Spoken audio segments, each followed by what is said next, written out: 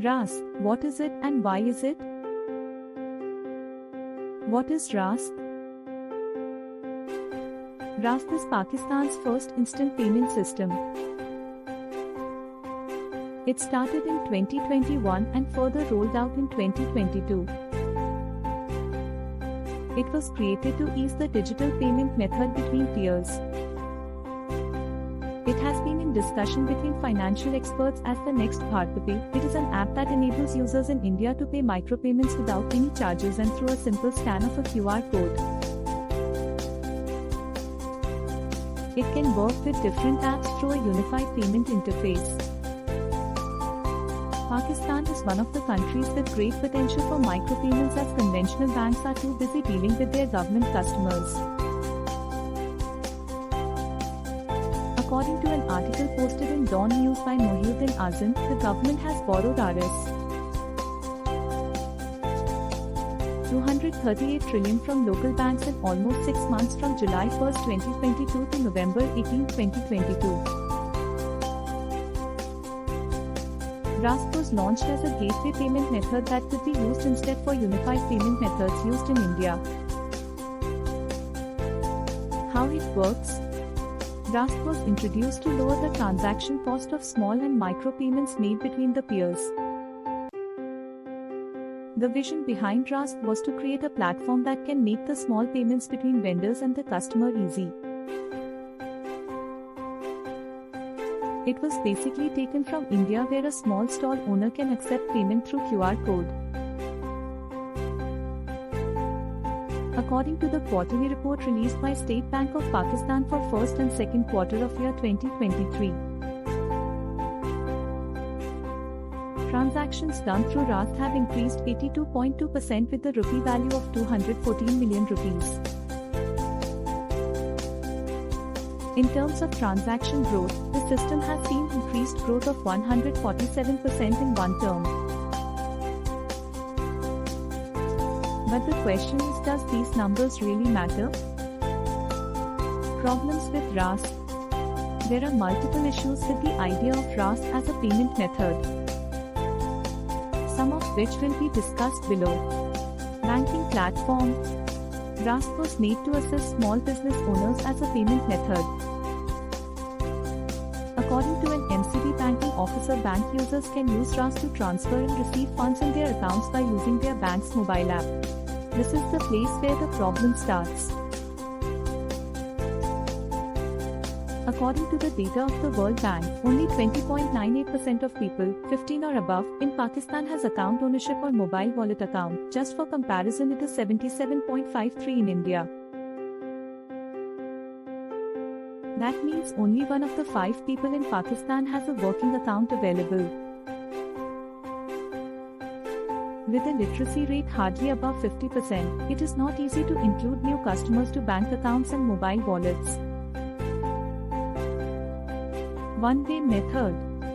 Raast is used as a transaction method where a customer can send money to a vendor without any charges hypothetically.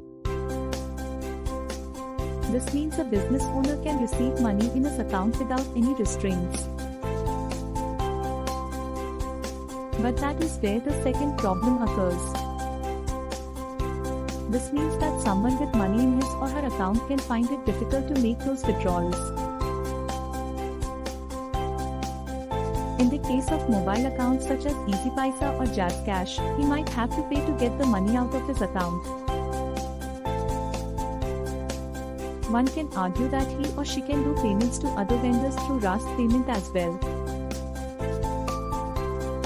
But as it was discussed above, most of the people do not have access to any kind of banking system. Things are not so good for conventional bank users as well. Someone owning a specific bank card can only do transactions in that bank's ATM for free, otherwise he or she has to pay an extra fee for each withdrawal. In case of similar banks, there are few banks with huge ATM networks, with United Bank owning about 1,500 branches to about 800 owned by Habib Bank. According to the data shown by the World Bank, Pakistan has 11.11 Atmas per 1 lakh people. Combining this with demonetization of currency and inflation, a typical big bank customer has to wait from 15 to 30 minutes to get his or her withdrawals from ATMs. So, starting Raast just as an online transaction method without providing regulations could decrease the overall usage of the platform. Targeting wrong audience. Raast was made to improve the overall financial system of Pakistan. But the question is, was it really necessary? After Pakistan was hit by COVID-19, most of the transactions are done using IPs as the government has removed the interbank transaction fees for all the people. Raast is made in combination with the banking industry. That means if someone owns a bank account, he or she can access Raast. A section on Raast was included in the Karandas Financial Inclusion Survey 2022, FEAST 2022, which monitors a number of characteristics of financial inclusion, including access, usage, awareness, literacy, and barriers to formal and informal financial services. The information in the FEAST 2022 is a useful and relevant resource that enables us to monitor its development, map out its prospects for the future, and provide recommendations for stakeholders to take into account and put into practice. According to the FEAST data, Raast users are more likely to be male, urban, educated, employed, and bank than non-users. This means that most of the people using Raast were already connected to the banking industry one way or another. Complicated process. There are two kinds of people in Pakistan, one who use TikTok that does not need any login, and others are Instagram that requires login. These terminologies are used to make things simple. According to Usker.com, there are 13.91 million users of Instagram in Pakistan while the number of TikTok users is 25.2 million. This gives an idea of how people in Pakistan prefer simple processes. Now someone with several accounts, let's suppose, have Raast connected to one of the accounts he or she does not use anymore. It will cause problems in the process. Government's neglection. State Bank of Pakistan is a government-based entity.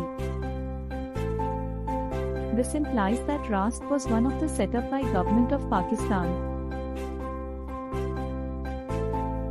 But starting an idea and making it successful are two different things.